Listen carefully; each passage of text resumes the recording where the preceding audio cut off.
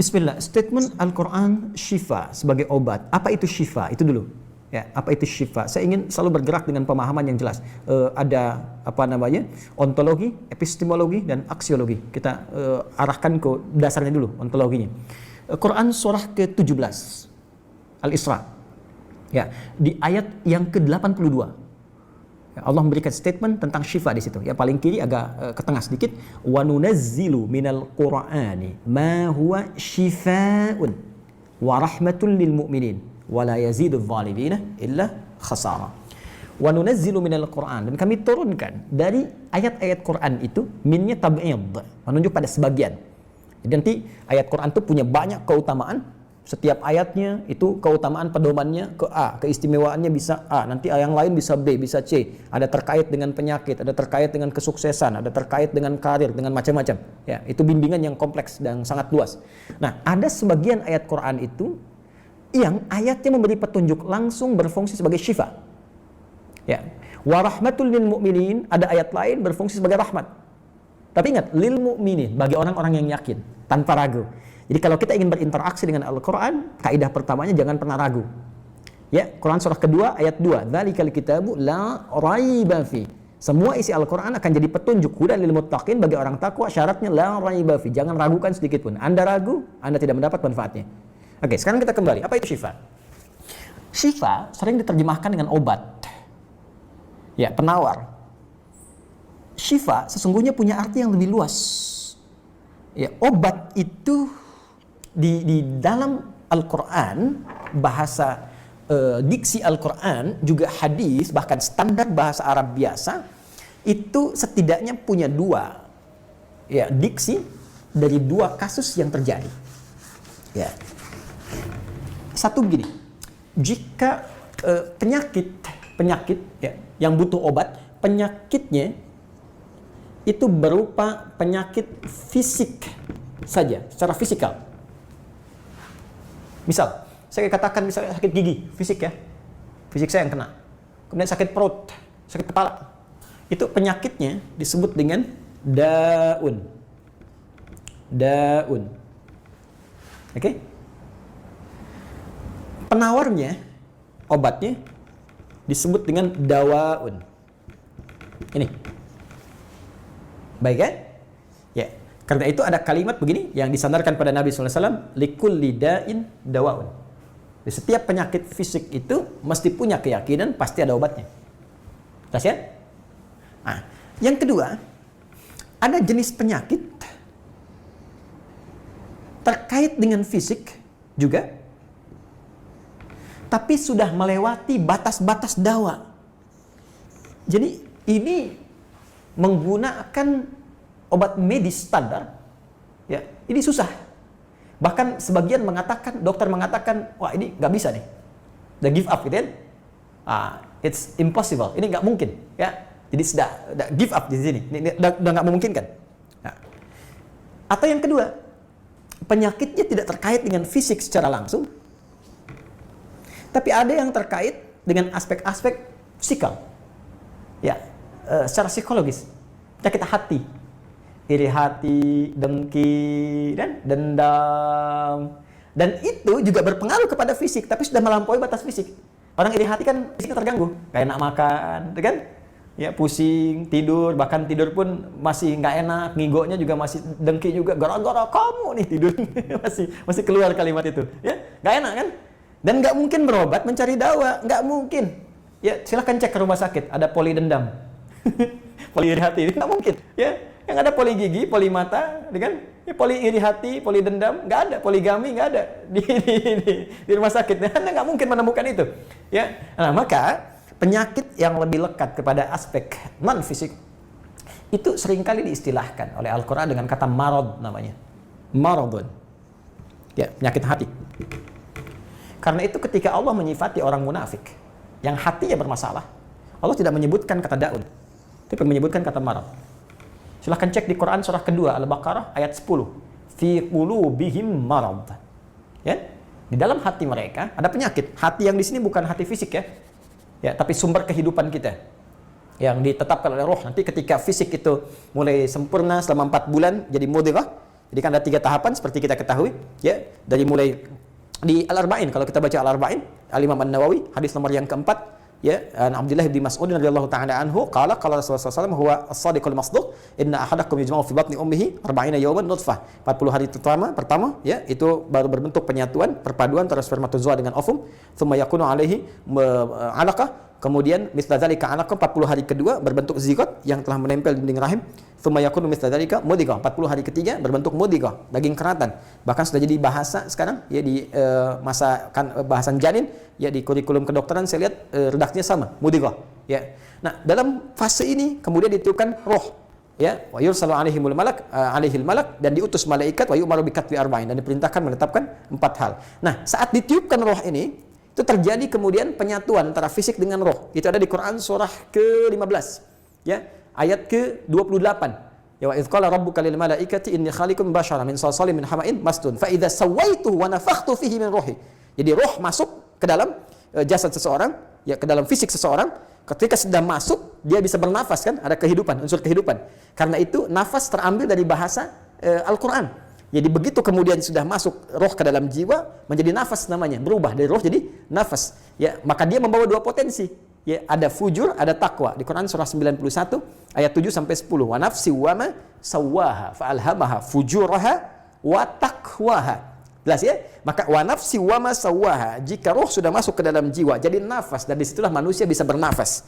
Tapi jangan lupa, dia membawa 2 potensi. Ada potensi kebaikan, takwa, ada katalis kebaikan. Saya tidak mengatakan yang buruk. Itu katalisnya.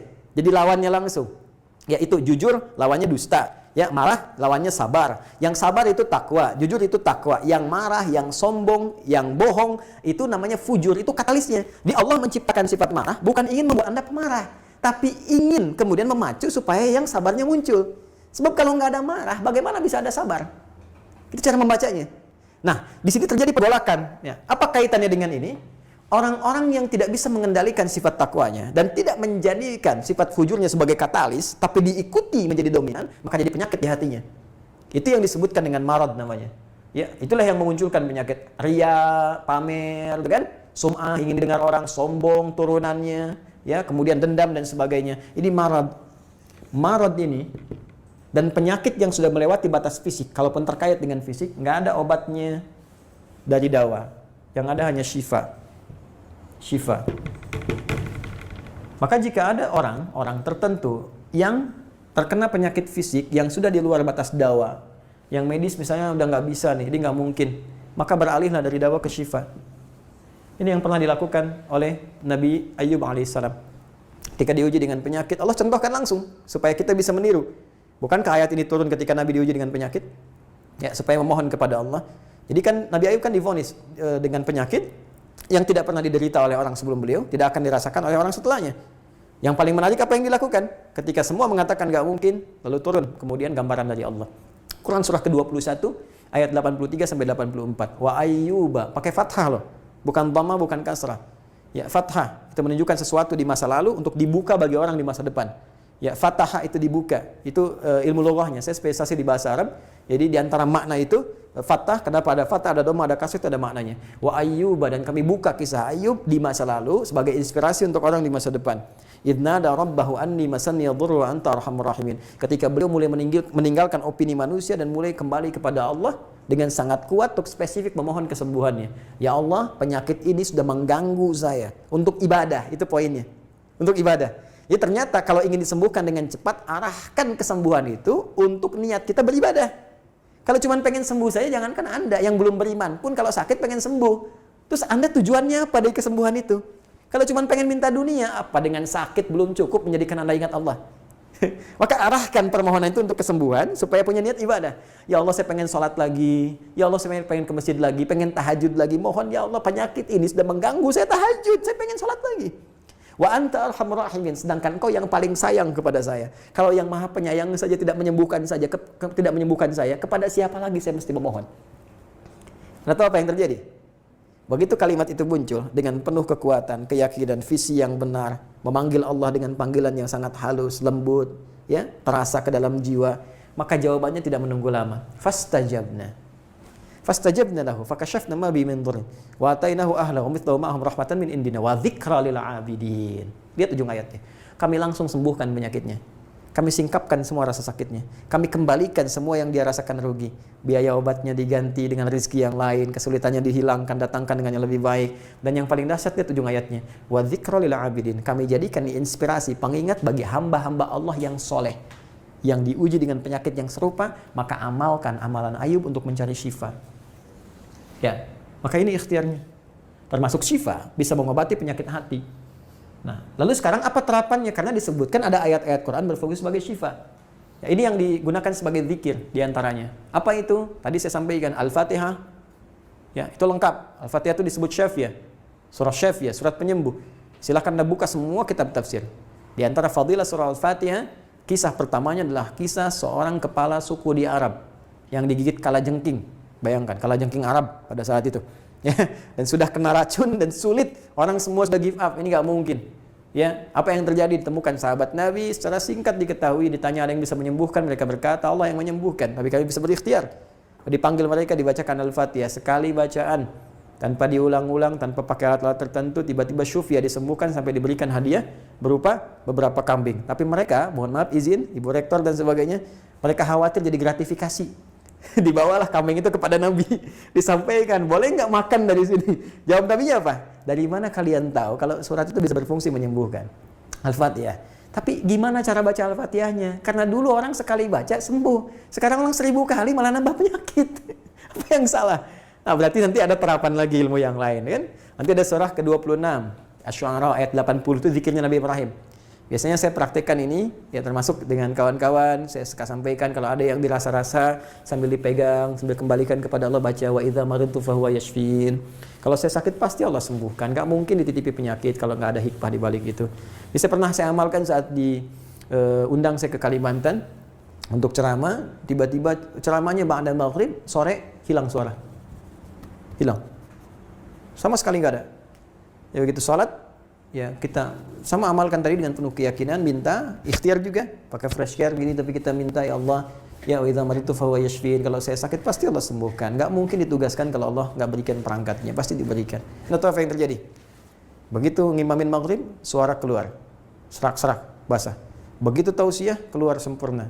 Ba'da isya nyambung, keluar sempurna. Habis ceramah, hilang lagi suara. Hilang lagi suaranya, supaya disuruh istirahat, gak banyak nanya orang gitu kan. Tapi itu menarik. Dan puncaknya tadi, Quran surah ke-21 ayat 83 sampai dengan 84. Tergantung kasusnya. Kalau di kasusnya misalnya kasus mohon maaf ya terkait dengan kehamilan, nanti ada lagi yang lain ayat-ayatnya ya. Misal di Quran surah ketiga ayat 38 sampai 39. Nanti di Quran surah ke-19 menjelang persalinan dari ayat ke-25 sampai dengan ayat ke-26. Nanti di Quran pas kalau sudah berkembang janinnya, ada di Quran surah ke-7 misalnya ayat 189 dengan doanya dan turunan lainnya. Bahkan bisa diamati teman-teman yang di SPOG misalnya atau di kebidanan, ada nanti ayat-ayat spesifik. Quran surah ke-22 ayat yang kelima, ya ada di Quran surah ke-23 Al-Mu'minunnya ya ayat 11 sampai 13 itu lengkap sekali.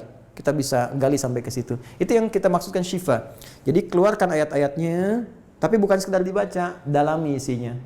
Sehingga paham apa yang harus dilakukan. Karena di sini nanti ada konsep ikhtiar juga.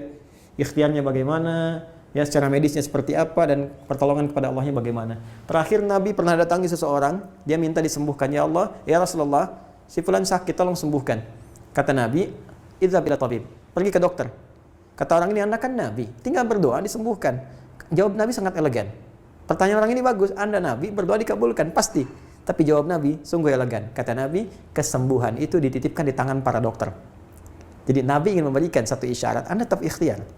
Karena tidak selamanya Nabi akan hidup. Ya, karena itu dokter-dokter mesti belajar. Saya mendambakan dokter-dokter yang bisa belajar dari Quran juga. Saya mengharapkan nanti ada dokter mata yang hafal, ya, misalnya ayat-ayat tentang doa, ayat tentang mata, ya, riset tentang ayat-ayat mata, hadis-hadisnya apa, sehingga Anda bisa menerapkan resep-resep yang indah.